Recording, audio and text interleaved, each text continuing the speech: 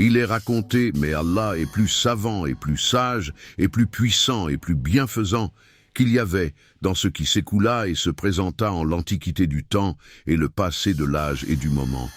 Un roi d'entre les rois de Sassan, dans les îles de l'Inde et de la Chine quatre. Il était maître d'armée d'auxiliaires de serviteurs et d'une nombreuse suite, et il avait 2 enfants, l'un d'eux grand et le dernier petit. Tous les 2 étaient d'héroïques cavaliers, mais le grand était meilleur cavalier que le petit. Ce grand régna sur les pays et gouverna avec justice entre les humains. Aussi l'aimèrent les habitants du pays et du royaume. Son nom était le roi Shahryar V. Quant à son frère le petit, son nom était le roi Shakhzaman VI, et il était roi de Samarcande al-Adjam. Cet état de choses ne cessant point, ils résidèrent dans leur pays, et chacun d'eux fut, dans son royaume, gouverneur juste de ses ouailles durant l'espace de 20 années.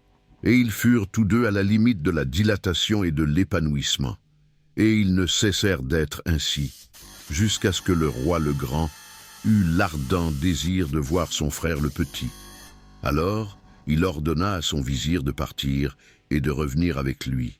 Le vizir lui répondit « J'écoute et j'obéis ». Puis il partit et arriva en toute sécurité par la grâce d'Allah.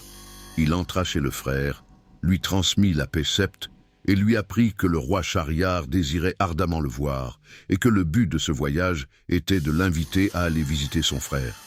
Le roi Shahzaman lui répondit « J'écoute et j'obéis ». Puis il fit faire ses préparatifs de départ et sortir ses tentes, ses chameaux, ses mulets, ses serviteurs et ses auxiliaires.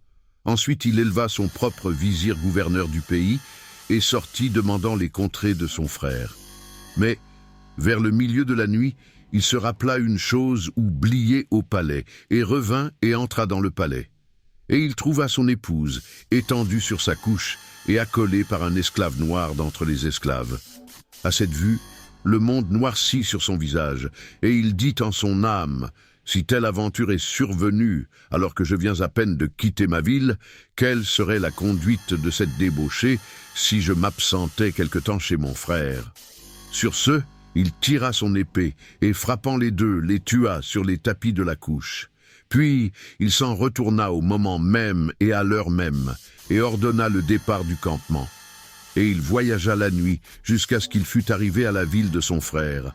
Alors se réjouit son frère de son approche, et sortit vers lui, et en le recevant lui souhaita la paix, et il se réjouit à la limite de la joie, et décora pour lui la ville, et se mit à lui parler avec expansion. Mais le roi Shahzaman se souvenait de l'aventure de son épouse, et un nuage de chagrin lui voilait la face, et jaune était devenu son teint, et faible son corps.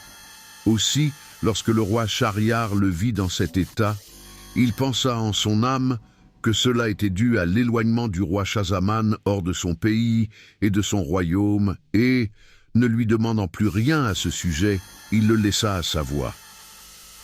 Mais, un de ces jours, il lui dit « Ô mon frère, je ne sais, mais je vois ton corps maigrir et ton teint jaunir. » Il répondit « Ô mon frère, j'ai en mon être intime une plaie vive. » Mais il ne lui révéla pas ce qu'il avait vu faire à son épouse. Le roi Shahryar lui dit « Je désire fort que tu partes avec moi à la chasse à pied et à court, car peut-être ainsi se dilatera ta poitrine. » Mais le roi Shahzaman ne voulut point accepter, et son frère partit seul à la chasse. Or, il y avait, dans le palais du roi, des fenêtres ayant vue sur le jardin, et comme le roi Shahzaman s'y était accoudé pour regarder, la porte du palais s'ouvrit et en sortirent 20 esclaves, femmes, et 20 esclaves, hommes. Et la femme du roi, son frère, était au milieu d'eux, qui se promenait dans toute son éclatante beauté. Arrivés à un bassin, ils se dévêtirent tous et se mêlèrent entre eux. Et soudain, la femme du roi s'écria « Ô Massaoud, ya Massaoud !» Et aussitôt accourut vers elle un solide nègre noir qui la colla, et elle aussi la colla. Alors le nègre la renversa sur le dos et la chargea. À ce signal, tous les autres esclaves hommes firent de même avec les femmes. Et tous continuèrent longtemps ainsi, et ne mirent fin à leurs baisers, accolades, copulations et autres choses semblables qu'avec l'approche du jour. À cette vue, le frère du roi dit en son âme, « Par Allah, ma calamité est bien plus légère que cette calamité-ci. » Et aussitôt, il laissa s'évanouir son affliction et son chagrin en se disant, « En vérité, cela est plus énorme que tout ce qui m'advint. » Et dès ce moment, il se reprit à boire et à manger sans discontinuer. Sur ces entrefaites, le roi, son frère, revint de voyage, et tous deux se souhaitèrent mutuellement la paix.